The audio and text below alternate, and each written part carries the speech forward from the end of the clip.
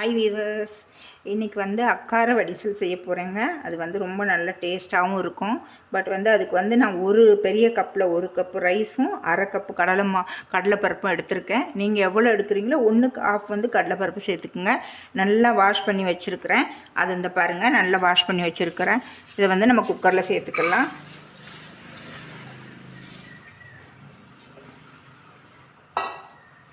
இதோட 1/2 லிட்டர் பாலுங்க. இவ்வளவும் ஊற்ற வேண்டாம், கொஞ்சம் ஊற்றிட்டு கொஞ்சம் வச்சுக்கலாம். நெக்ஸ்ட்டு நமக்கு தேவைப்படும். கொஞ்சமாக உப்பு போட்டுக்கலாம்.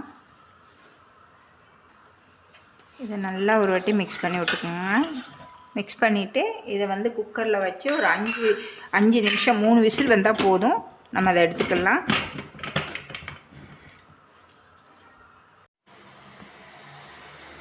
இப்போ இதில் பார்த்திங்கன்னா 1/2 கிலோ வெல்லம் எடுத்து வச்சுருக்கேன். இதை நல்லா நம்ம கரைச்சி வடிகட்டி எடுத்துக்கலாங்க. ஒரு கொதி வந்தோடனே கொஞ்சமாக தண்ணி ஊற்றிக்கலாம். இப்போ பார்த்திங்கன்னா வெல்லம் ரெடி ஆயிடுச்சு. அது இதில் ஊற்றிக்கலாங்க.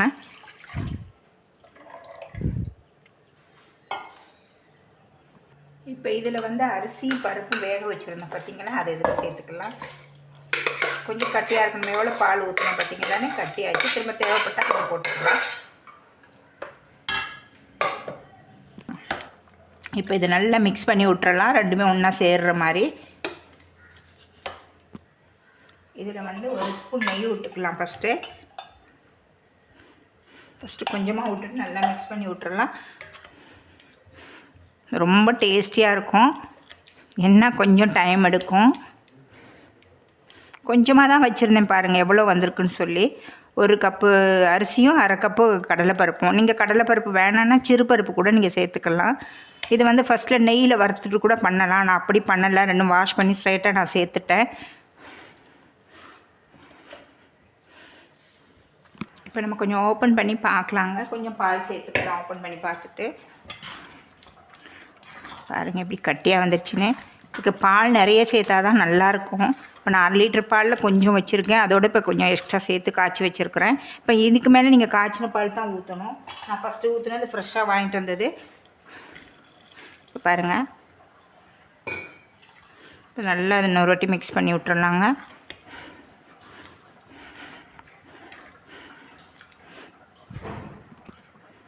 இப்போ பார்த்திங்கன்னா திரும்ப கொஞ்சம் நேரம் மூடி வச்சிடலாம். ஒரு 5 நிமிஷம் போதும். திரும்ப மூடிட்டு இப்போ பார்த்திங்கன்னா செட் ஆயிடுச்சு. இப்போ நம்ம எல்லாம் தாளித்து கொட்டிக்கலாம். கொஞ்சத்தில் கட்டி ஆயிருங்க. இதில் நெய் சேர்த்துக்கலாம். நான் அடுப்பில் நெய் வச்சுருக்கிறேன். கொஞ்சம் ஜாஸ்தியாக சேர்க்கணுங்க. ஒரு 4 ஸ்பூன் சேர்த்துக்கலாம்.